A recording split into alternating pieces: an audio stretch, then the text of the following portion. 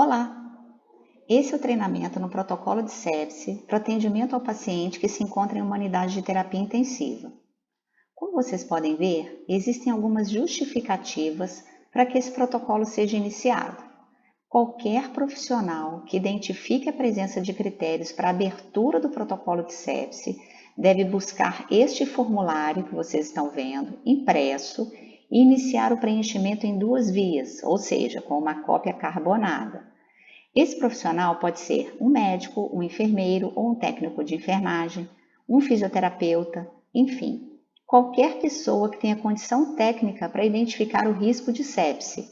Esse formulário está sendo disponibilizado em todos os postos de enfermagem. Esses critérios, então, são, para a terapia intensiva, o início de uma disfunção que não havia ou a piora de uma disfunção anterior, que acontece mesmo com o suporte do CTI, tá? Adicionada de uma piora laboratorial significativa e não esperada. Então, como critério de disfunção, temos aqui do lado esquerdo as mais frequentes que ocorrem em quadros sépticos, como hipotensão, diminuição da diurese, hipoxemia, alteração do nível de consciência, mas podem haver outras disfunções que ocorrem em quadros de sepse, tá? Nesse caso, identificada essa outra disfunção, ela pode ser anotada aqui no campo observações, tá? Se ela for utilizada como parâmetro para abertura. As alterações laboratoriais ficam aqui do lado direito e são aumento de creatinina, de bilirrubina, queda de plaqueta para menos de 100.000, sem que o paciente tenha esse histórico, lactato de 2 ou mais na gasometria arterial e o NR acima de 1,5. Tá? Se houver uma disfunção nova ou uma piora de uma disfunção anterior, mais uma alteração laboratorial significativa e não esperada, há indicação de abertura desse protocolo. Então, inicialmente, o profissional vai preencher os dados do paciente e indicar quais critérios estão presentes nesse momento.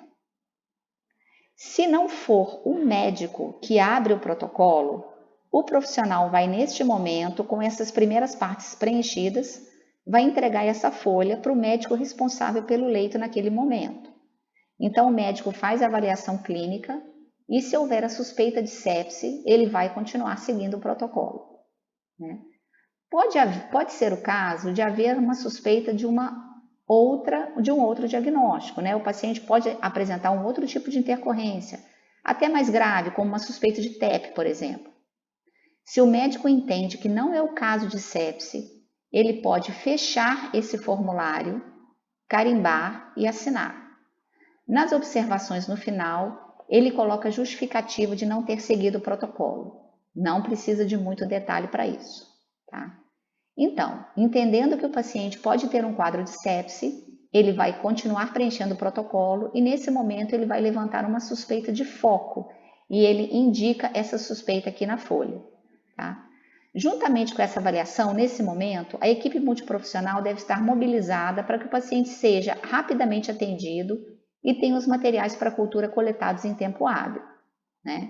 Seguindo aqui o nosso script, né? O médico vai indicar se essa infecção é de origem comunitária, caso o paciente esteja internado há até 48 horas, se ela é hospitalar da nossa unidade e se é hospitalar de outra unidade, né? Caso o paciente tenha chegado transferido há menos tempo, né? Há poucos dias. Tá? Aqui também tem uma indicação do uso prévio de antibiótico. Essa informação é importante para que o médico possa escolher adequadamente o tratamento que vai ser iniciado agora, tá? E a data de início, quando que esse antibiótico que já estava em uso foi iniciado, tá?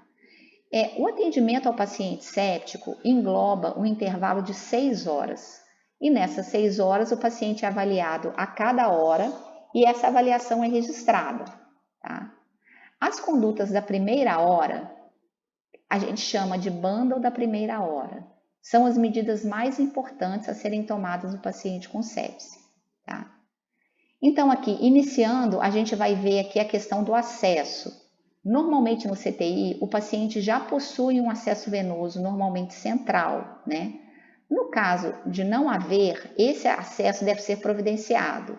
não é necessário um acesso profundo agora neste momento. Então, a gente prevê aqui na folha um acesso 14 ou 18, tá? Se o paciente não tiver esse acesso, depois, no momento mais apropriado, ele vai ser feito esse acesso profundo. E a pessoa coloca aqui o horário que foi feito esse acesso, caso não haja anteriormente, tá? Além disso, a gente vai precisar coletar as amostras para as culturas, né? Então, todas as vezes, a gente vai coletar 2 amostras para a hemocultura. E, dependendo do foco infeccioso que a suspeita foi levantada, a gente vai coletar outros materiais que forem pertinentes ao caso. Então, por exemplo, se há suspeita de infecção urinária, deve ser coletada urina para cultura, por exemplo. Então, são várias medidas que devem ser tomadas rapidamente, né? O acesso venoso, a coleta de material para cultura e também a gasometria de entrada, né? Que a gente faz antes de iniciar a hidratação do paciente para avaliar esse lactato, tá? Então, a gasometria arterial de entrada vem aqui e o lactato inicial que a gente coloca aqui separado porque é o dado mais importante que a gente vai coletar nesse momento, tá?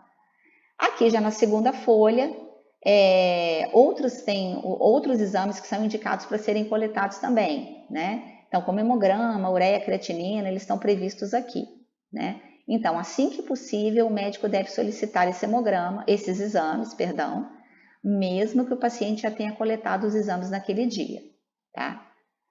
No caso do lactato, na gasometria, igual ou maior que 2, ou se a pressão arterial média estiver até 65, está indicado o início de uma reposição volêmica na dose de 30 ml de líquido por quilo, que pode ser soro fisiológico ou Ringer lactato, com o registro do início dessa hidratação.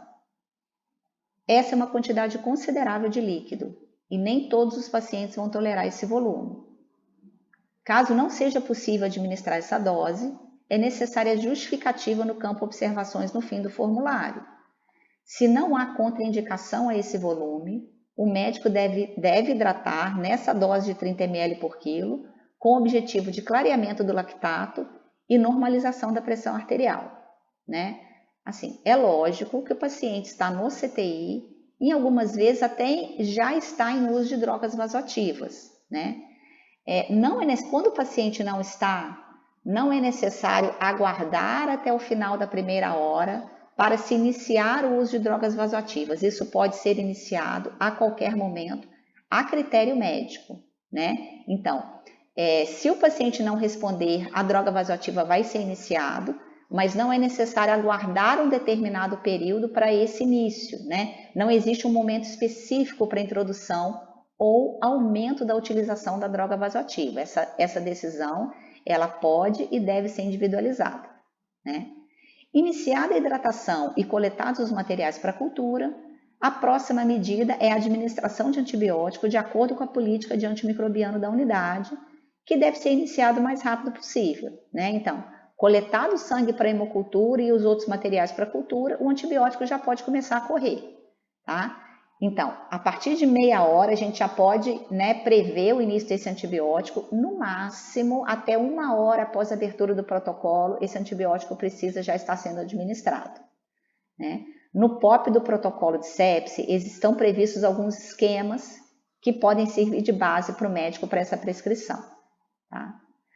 Então, durante a primeira hora, a equipe deve observar a resposta do paciente às primeiras medidas, né? Lembrar que cada caso pode necessitar de condutas que não estão previstas aqui, né? Por exemplo, o paciente pode precisar de mais tempo para receber a hidratação, ou necessidade de droga vasoativa mais precocemente. Então, a assistência pode e deve ser individualizada e justificada nas observações. Então, no momento que a gente sai muito desse scriptzinho que está aqui, a gente justifica aqui no campo observações, porque esse formulário depois ele vai ser avaliado e a gente precisa dessa justificativa, tá? Aqui nesse quadro vai ser feito o registro desse monitoramento dos dados clínicos a cada hora, né? E sempre que necessário, a equipe tomando as medidas pertinentes àquele momento do paciente.